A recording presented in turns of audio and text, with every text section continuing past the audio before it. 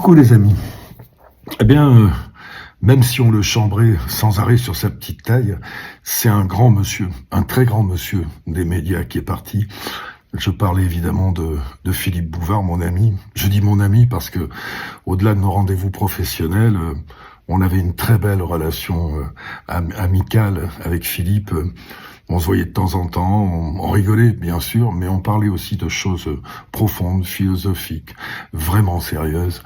Et j'ai un souvenir formidable de cet homme-là. J'ai eu la chance, il m'a donné la chance d'être un pensionnaire régulier des grosses têtes, à la grande époque des grosses têtes, où j'ai passé des moments absolument formidables de rire et puis d'intelligence, parce que j'étais entouré de gens extraordinaires, Kersozon, Yann, Martin, et je remercierai jamais assez Philippe de m'avoir donné la chance de vivre des moments pareils.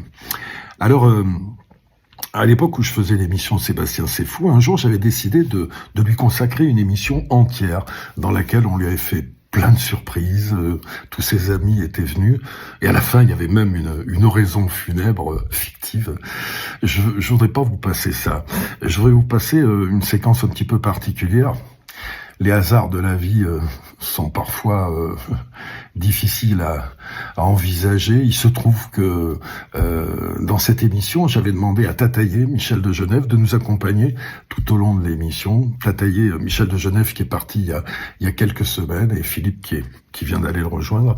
Alors je voulais vous passer cet extrait, ce tout petit extrait, en ayant en plus une pensée ému pour la famille de Philippe, et puis surtout pour tous ceux pour qui il a été dans la grisaille ambiante chaque jour un merveilleux rayon de soleil. Salut mon Philippe. Bon, à propos de bestioles, Tataillé, tu avais quelques petites questions à poser à Philippe. J'en ai encore deux questions à poser, Patrick. Alors, pose les questions à Philippe. Dis-moi, il paraît que c'est vrai ça que tu as deux côtes et une vertèbre de plus que les autres? Oui, j'ai une vertèbre cervicale en plus. Oui. Une vertèbre cervicale C'est en pour plus. ça qu'il faut que tu sois très gentil avec moi. Et comment ça se fait que t'es si petit, si ça, alors là? Ah bah parce que elles sont plus tassées que chez quelqu'un d'autre. Ah oui, j'ai une autre question. T'aurais pas aimé être un journaliste sérieux, genre TTDA? Un journaliste sérieux? Mais tous les journalistes sont sérieux, Ah ouais, mais toi, Tataillé. tu sais dans la gaudriole, toi, tu sais dans le comique. Ah, mais il m'arrive aussi d'être sérieux.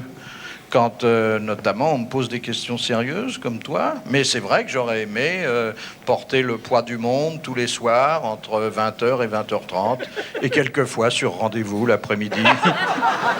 Oui.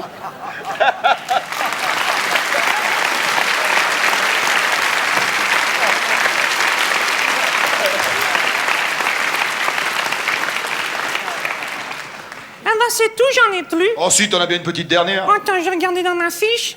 Vas-y. Je trouve quelque chose quand même, hein. Je trouve, excuse-moi, je vais te dire franchement, je trouve que tu es moins vache qu'avant. Oui, moi je crois que je le suis autant, non, mais les gens s'habituent. Oh non!